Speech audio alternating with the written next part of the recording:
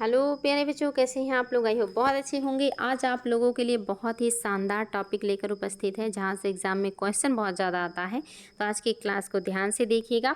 चलिए शुरुआत करते हैं। महायान और हीनयान में अंतर आज हम लोग देखेंगे।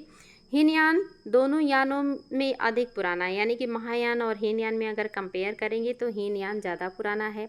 महायान के बारे में कहा जाता है कि वह पहली शताब्दी ईसा पूर्व में उभर कर सामने आया था।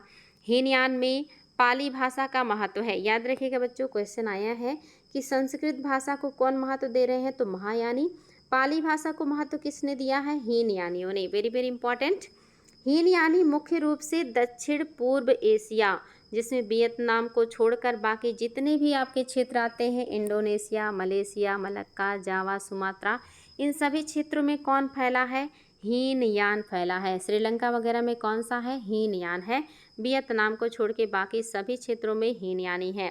लेकिन महायानी कहाँ है? तो महायानियों का जो प्रचार है ये भारत के उत्तर में अधिक है, जैसे तिब्बत में, चीन में, मंगोलिया में, जापान में, उत्तर कोरिया में। यानी कि भारत के उत्तर यानी कि ऊपर के क्षेत्र में जो यान गया वो था महायान, और भारत के दक्षिण और दक्षिण पूर्व में जिसका विस्तार हुआ वो था आपका हीनयान। ये पॉइंट बहुत महत्वपूर्ण है। हीनयान में बुद्ध को शाक्य मुनि के रूप में माना जाता है।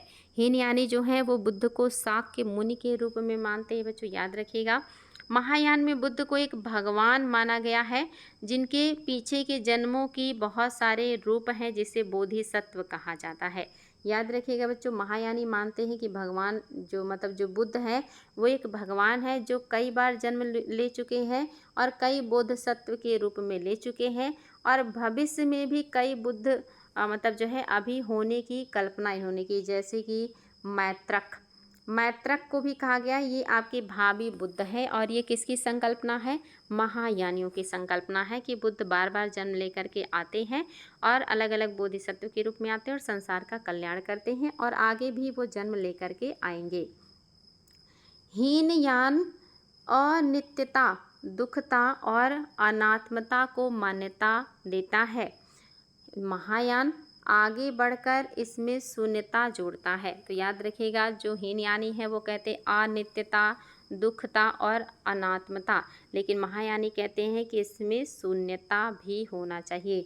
हीनयानियों से साधक को व्यक्तिगत निर्वाण की प्राप्ति होती है। हीनयानी मानते हैं कि जो साधक है अगर वो साधना करता है तो उसे उसको निर्वाण प्राप्त हो जाएगा, उसको स्वयं को निर्वाण प्राप्त हो जाएगा। लेकिन महायान क्या कहता है? महायान का आदर्श है कि समस्त संसार को मुक्त कराना, यानी कि ये समस्त संसार को मुक्ति दिलाने की बात करते हैं। ये कहते हैं कि पूरे संसार को मुक्ति ये दिला सकते हैं। हीनयान पुद्गल शून्यता को मानता है। महायान धर्म शून्यता को मानता है। पुद्गल मीन्स होता है आपके कर्म, जो अच्छे बुरे कर्मों का संचय होता है, जबकि जो महायानी है ये धर्म की शून्यता को मानते हैं। हीनयान में 6 पारमिताएं बतलाई गई हैं। महायान में 10 पारमिताओं का बारंबार वर्णन है। हीनयान में ध्यान योग को महत्व दिया गया है। महायान में किसको महत्व दिया गया है? महायान में करुणा प्रधान है। महायान कैसा है? करुणा प्रधान है। बोधिसत्व का लक्ष्य केवल अपनी बुद्धत्व को प्राप्त करना नहीं, किंतु सहस्त्र प्राणियों को बुद्धत्व का लाभ कराना है। इसलिए महायान में असंख्य बुद्धों और बोधिसत्वों की कल्पना की गई है, और बोधिचित्र की प्राप्ति के लिए मार्ग बताया गया है। बोधिचित्त प्राप्त करने के लिए मार्ग बतलाया गया है।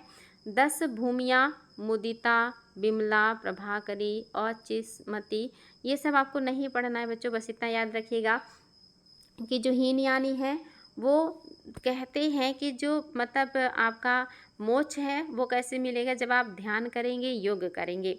लेकिन महायानी कहते हैं कि नहीं, बोधिसत्व जो है वो बहुत सारे लोगों को मुक्ति दिलाएंगे, वो बहुत करुणामयी है, वो बहुत दयालु हैं, वो कठोर तपस्या करके सबको मुक्ति दिलाएंगे और फिर खुद बाद में मुक्ति प्राप्त करेंगे। और इनकी जो महायानियों की संकल्पना है, इनके हिसाब से बहुत सारे बुद्ध और बहुत सारे बोधिसत्व का जन्म हो चुका है पहले भी, और आगे भी ये लोग आते रहेंगे, संसार को दुख और परेशानियों से बाहर निकालेंगे, मोक्ष दिलाएंगे। नेक्स्ट पॉइंट देखिए, बुद्धों की विशेषता यथा 10 बल 4 वैसार वैश्र। हालांकि ये सब नहीं पढ़ना है बच्चों, इसको ध्यान नहीं दीजिएगा। जो ऊपर पॉइंट मैंने बताया है उसको ध्यान दीजिएगा। महायान, इनका विशेष वर्णन किया गया है और इनकी प्राप्ति के लिए सतत प्रयत्न करने को कहा गया है। हीनयान में अरहत पद एक गौरवपूर्ण पद माना गया है। स्वयं भगवान बुद्ध भी अरहत कहे गए हैं। महायान में प्रज्ञा पारमिता की प्राप्ति की बहुत प्रशंसा की गई है। महायान प्रत्येक बुद्ध और श्रावक को हीन दृष्टि से देखता है। श्रावक और अरहत शब्द का प्रयोग महायान में समान रूप से किया गया है। महायान में सम्यक संबोधि की चरम लक्ष्य मानी गई है। महायान आत्मार्थ को छोड़कर परार्थ यानी कि खुद को छोड़कर के दूसरों के लिए जो है सुख की प्राप्ति, मोक्ष की प्राप्ति पर ध्यान देते हैं। हीनयान में ध्यान आदि मतलब जो साधनाओं का तरीका है इस पर अधिक जोर दिया गया है, जबकि महायान में बुद्धों की पूजा का विशेष वर्णन किया गया कि बुद्ध जो है उनकी पूजा कीजिए, इसमें पूजा पे ज़्यादा जोर दिया गया है। हीनयान में साधक निर्वाण प्राप्ति से ही संतुष्ट हो जाता है। महायान में बुद्ध ज्ञान, सर्वज्ञता, अनुत्तर ज्ञान और संबोधि जैसे तथार्थ से कहा गया है, उनके लिए सत्व प्रयत्नशील होता है। इसमें बहुत सारे स्टेज बताए गए हैं जिनको प्राप्त करना है। हीनयान का परमार्थ महायान के लिए सबवृत्ति सत्य है।